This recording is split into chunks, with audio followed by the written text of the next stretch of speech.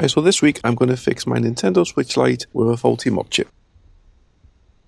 So as you can see here, I'll turn my Switch Lite on and it boots straight to the Nintendo logo and straight to the home screen. Being a hard modded Switch, it should boot to the Hekate menu, and obviously this one doesn't, so we've got an issue internally. So we need to open it all up, we'll get our iFixit kit out, take the screw out the back, take the metal heat shield screws out, and then peel this off as well. So this is the mod chip we've got here. So something internally or externally has gone wrong, so we're going to have to check it out and see what the issue is. First off, we'll disconnect the battery, then we'll take the game cart out, and then we'll get it under the microscope. So I'm going to disconnect the mod chip itself.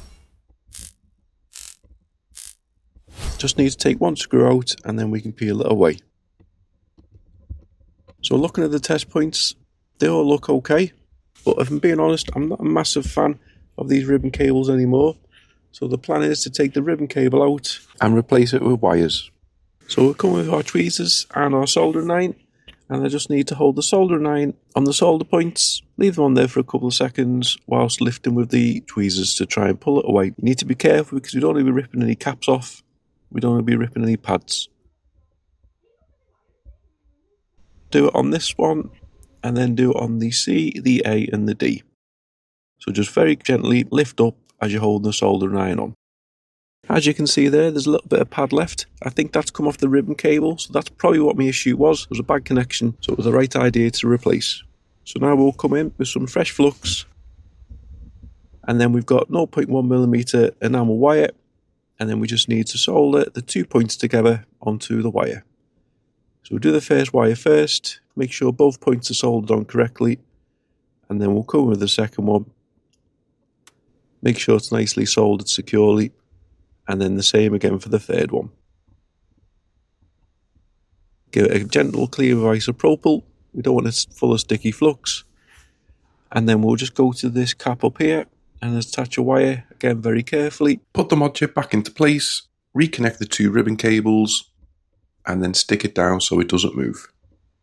So these are the test points that we need to solder to, and these are the letters that they correspond to.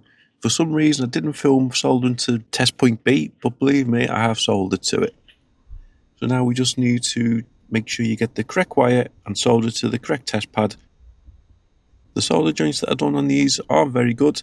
I do go over them again at the end. They definitely needed a little bit more flux, and I needed to clean my tip a bit more. So it looks a little bit of a mess here, but again, I'll tidy it all up before we put the card reader back into place. So we pop that in. We'll connect the battery, connect the ribbon cable, turn it on,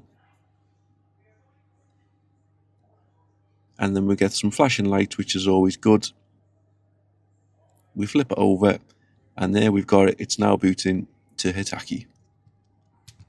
And I'll put it back together and turn it back on fresh, and every time now it gives you the option whether we want to boot to custom firmware or regular firmware. So I highly recommend swapping ribbon cables for wires. It's a much better mod, it's much more reliable and easier. Hopefully you found this helpful. Thanks very much for watching. Please like, comment and subscribe.